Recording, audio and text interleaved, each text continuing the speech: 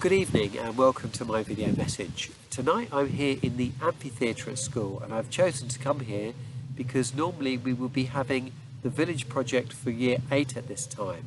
This area would be a real hive of activity with students dashing about, involved in activities, having conversations and cooking dinner. So it's clearly rather sad that it's not happening right now, but at least I'm pleased that we have rescheduled it for the autumn term, and so hopefully all those students will still get a brilliant experience at that time. In my inbox at the moment, as you might imagine, the biggest issue is about reopening. And I'm sure you've probably been following this in the media and on social media as well.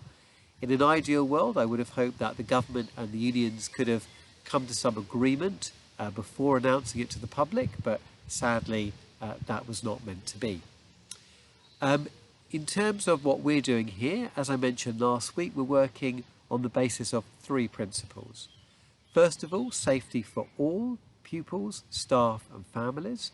Secondly, education for all year groups, 4 to 18. We know that some year groups have been highlighted to come back into school, but we are interested obviously in everybody. And thirdly, connecting the community at this time.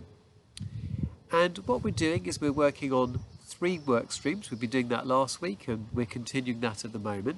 So the first of those is about safety, and we've been conducting extensive risk assessments throughout last week and indeed today.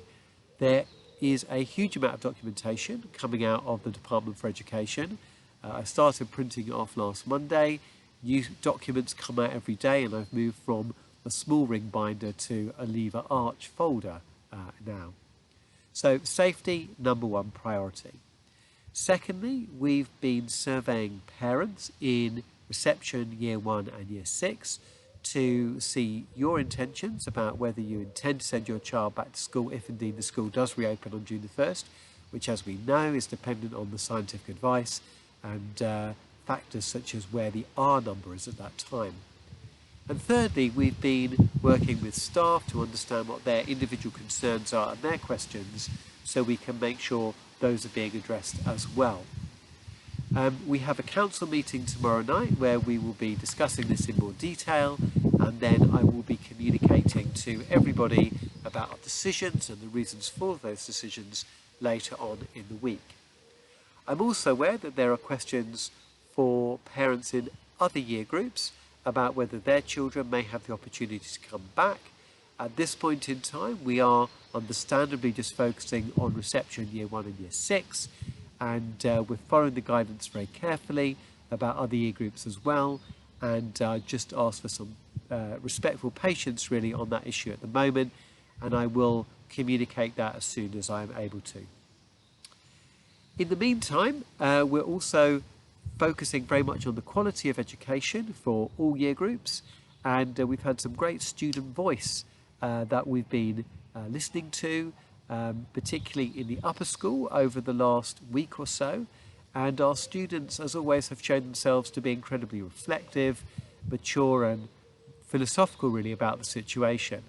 They've also come up with some really important points, not everything that we had realised or appreciated, and that's enabled us just to evolve and adapt our provision so that it really best does meet their needs. And finally, it is hard to believe, here we are, just the week before half term. This is now the 7th week of CAS Connected Learning, and it's certainly been a half term to remember for all of us. I think we can all be very proud of what's been achieved. I'm very proud of the staff and all their efforts. I'm incredibly proud of the students, and I'm incredibly grateful to you for all of your ongoing support, both for your children and the school through this whole process. So I hope you all have a good week ahead, and I will be in touch later on this week just to communicate more details on the reopening issue.